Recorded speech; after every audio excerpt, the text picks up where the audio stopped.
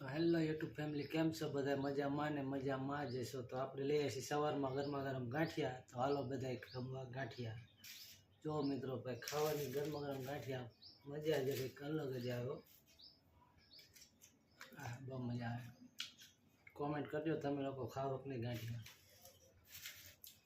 ગાંઠિયા હે સંભાર સાથે મરચાં, બહુ મજા આવે ભાઈ. સવારમાં 8:30 વાગી ગયા છે. બાકી તો હું તમે કહેજો, કોમેન્ટ કરી દેજો ગાંઠિયા ખાવાની કેવી મજા આવે. એક નંબર મોજ જ ભાઈ, આની અલગ કંઈ. સારું, બોલો બાય.